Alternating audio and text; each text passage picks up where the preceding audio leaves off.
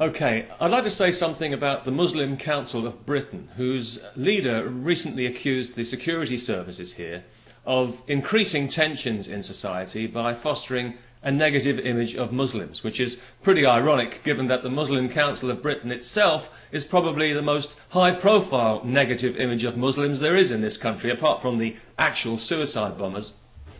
Of course, there are various ways that you can increase tensions in society, not least people who constantly push for unwarranted religious privilege and who issue lists of demands that would impose Islamic values on every school in Britain.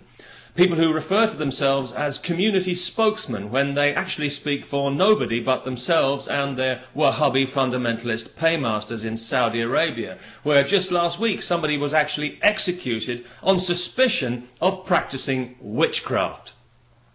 Intolerant misogynists who were given a free platform to insult this country during Remembrance Week by comparing Britain with Nazi Germany in a tasteless and calculated slur, guaranteed and doubtless intended to insult and offend every grieving war widow in the land. They also want a ban on alcohol in public and a more modest dress code for everybody, whether they're Muslims or not, and whether they like it or not. How inclusive, how thoughtful. This organisation, like its American equivalent, CARE, or the Council for American Islamic Relations, is the respectable face of terrorism in the West. The sort of society they'd like to create already exists in Saudi Arabia, where children are raised to hate Jews and to refer to them as vermin and pigs and apes, where young men are so sexually repressed by their religion they spend all their time furiously masturbating over violent internet pornography like a bunch of Catholic priests, and where women have to be invisible in public to avoid being raped. So you can see why we in Britain might be a little hesitant about welcoming these kinds of values into our society. But of course this hasn't prevented our spineless government from pandering to these fanatics at every opportunity, most recently promising state funding for hundreds more Islamic schools, thus encouraging segregation and separation in society and sowing the seeds of conflict for future generations to have to deal with. They might as well be putting lead in the water supply. And they know it.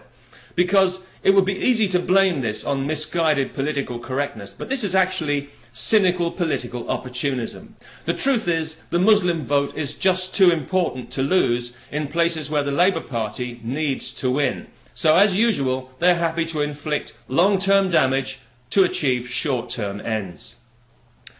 They even gave a knighthood to the previous leader of the Muslim Council of Britain, despite his public pronouncement that death was too good for Salman Rushdie.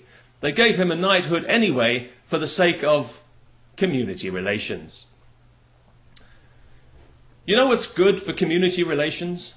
People who come to this country and who adapt happily to our way of life. Or if they find that it's not quite to their taste, they piss off and live somewhere else. That's really good for community relations. If you don't like how we do things in Britain, get out. You weren't invited here and you're not wanted here. And please don't lecture us on moral values. When you can't even bring yourselves to condemn stoning as a punishment, it's clear that yours is the morality of the caveman.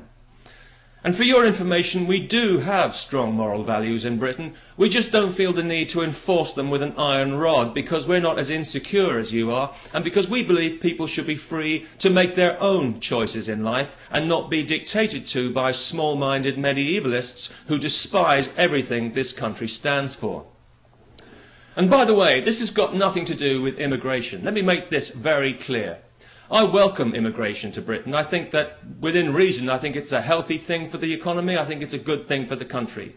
This is about religion, and only about religion. So, to any white supremacist morons out there who think that they can latch on to this video in the way they've attempted to with some of my previous videos, go and take a piss on a live electric rail, because I'm not your friend. I'm your enemy, and I'm proud to be your enemy, just as I'm proud to be the enemy of every creepy Islamofascist on this planet, because you people are two sides of the same coin, and it's an evil, worthless, poisonous currency that I want nothing to do with. As for the Muslim Council of Britain, If you insist on shoving your religion into people's faces all the time, you shouldn't be surprised to get it shoved right back at you. Because that's how we do things in a free society, and if you don't like that, you know what you can do. The people of Britain know damn well that the reason for tensions in our society is nothing to do with the security services or the police, and everything to do with the activities of people like you, the true enemies of Muslims in this country. Because every time you open your mouths, you make things worse for Muslims. You increase the tension, you increase the resentment, and this is deliberate on your part because you want Muslims to be in conflict with people all the time in an attempt to intimidate us into allowing you to impose your narrow beliefs and your barbaric values on our society. Well, you can whistle up your sawn-off trouser leg for that one, my friend, because it's not going to happen, not now, not ever. And as for accusing us of being like the Nazis, well, that really is pretty rich, when it's clear that if people like you ever did achieve the kind of universal power that you crave, there would be another Holocaust, and everybody knows it. So we in Britain, we're going to carry on living the way we like, regardless of what you think about it. We're going to carry on treating women as human beings and not as possessions. We'll drink alcohol in public if we damn well feel like it, regardless of your sensibilities, and we'll walk around dressed any way we choose. And you might as well get used to it, because if you don't, you're going to have a miserable time here, because you're always going to be in conflict. And, well, maybe that is what you want. But I don't think it's what most Muslims want.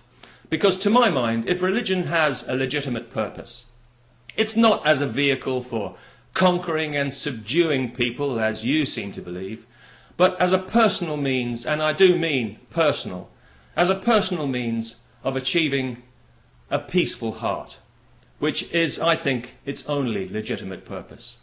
And a religious person who is in constant conflict is clearly not even looking for a peaceful heart, and is therefore abusing their religion, and by extension, abusing the people who follow that religion. The very people you claim to speak for, you liars, you hypocrites, you duplicitous, mealy-mouthed, unprincipled, terrorist-sympathising scum. Thank you for your time. I'd wish you peace, but you wouldn't know what to do with it.